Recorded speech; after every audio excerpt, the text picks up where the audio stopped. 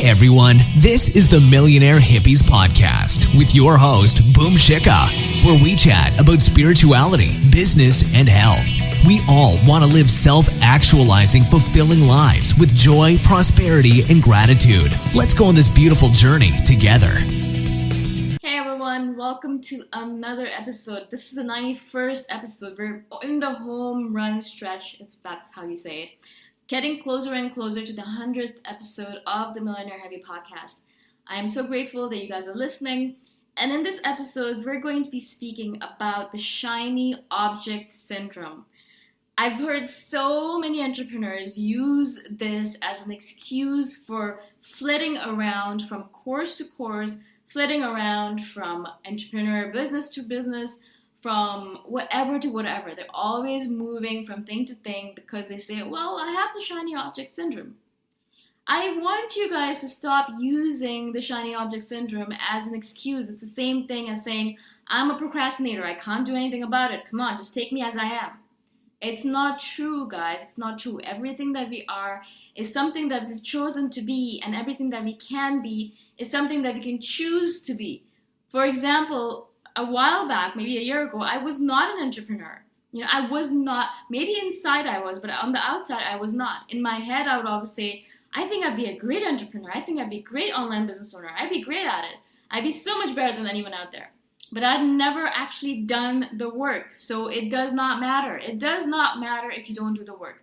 You can talk about it for the end on end. You can just say the same thing over and over again. But until you actually do the work, you're not that. Same thing with the shiny object syndrome. You can just use it as an excuse for everything that you do, or you can tell yourself that I want to be a better entrepreneur. I want to be a better human being in general. I want to do things the way I imagine myself in my best version of myself. And so every single time I want to flit from one thing to another, every single time I never finish anything because I move on to the next shiny object, I'm going to stop myself and I'm going to say no. I'm going to finish what I started. I'm going to finish all the different projects that I've already started. They're on my plate. I'm not going to keep on moving from thing to thing because that's who I am. That's what I tell myself. I am not that. I can be anything I want to be, and I want to be that person who sticks with something for a long time and finishes it. Another example I can give you is this podcast. I started it on a whim a year ago. I think my first episode is in April or May of 2016. I don't remember now the exact date, but I started because it sounded like such a fun thing to do. And every project starts off like that. You think to yourself, oh, this is going to be so much fun. I'm going to enjoy doing this. I'm going to enjoy doing this for the rest of my life. And of course, that is an absolute falsity. It's not going to be that way. There are going to be moments that are going to come up where you're going to think to yourself, why did I even start this project? It's so hard. It's so annoying. I don't want to do this anymore. And eventually you drop off. Well, with this podcast, there are lots of those moments where I think to myself, this is so difficult to post 4, 5, 6, 7 podcasts episodes a month. Oh my God, why am I doing this to myself? I could be focusing my energies on other things. Why did I even bother starting something like this, etc., right? But a year later, or more than a year later, I'm still here and I'm almost at the 100th episode and I'm going strong. And the reason for that is because I have decided that this is a non-negotiable part of my week. Every week I have this thing in my calendar that says record 3 podcasts, and every other day I have this thing that says upload a podcast episode. So I have these things that I do every week, and it's a non-negotiable part of my week. There's some things that I can move around and they're not as important, but this podcast has been really important to me, and it is basically me telling myself that I am being different. I am not starting something and then leaving it off because I feel like it's not fun anymore. I'm not saying that recording this podcast isn't fun. I love it. Once I get down to it and actually recording, I am so happy and I love this stuff, right? But it's the beginning of it, sitting down and actually getting it done. Sitting in really hot, humid rooms with no air conditioning on, no fan, with the doors closed and the windows closed because I want to make sure that I capture the best quality sound is hard. I'm sweating through my shirt right now, but I'm doing it because I love this stuff and because this is important to me. I've decided that this is going to be a non-negotiable part of my business, and so I do it every week, week in and week out, day in and day out. And that's how I've done it. Now, and not everything that you start, not every project is going to be suitable to this kind of stuff, right?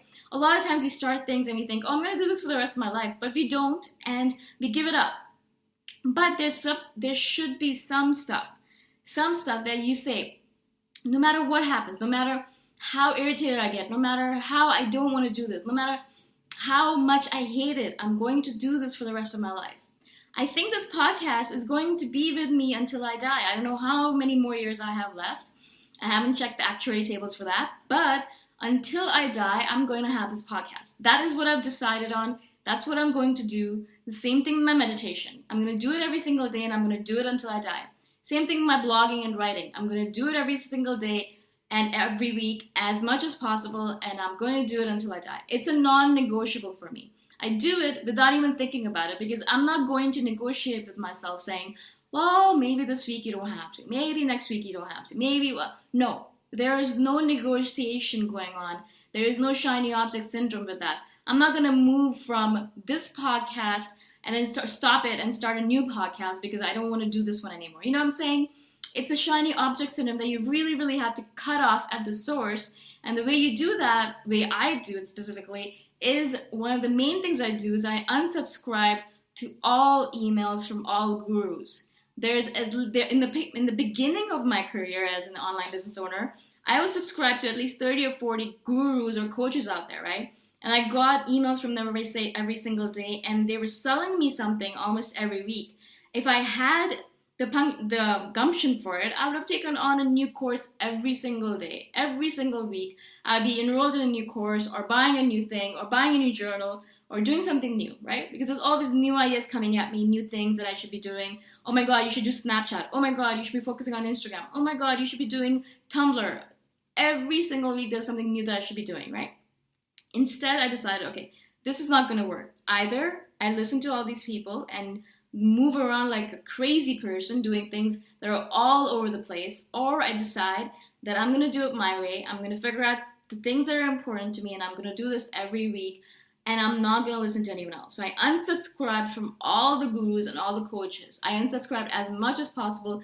So perhaps I have maybe 2 or 3 emails that come to me every week.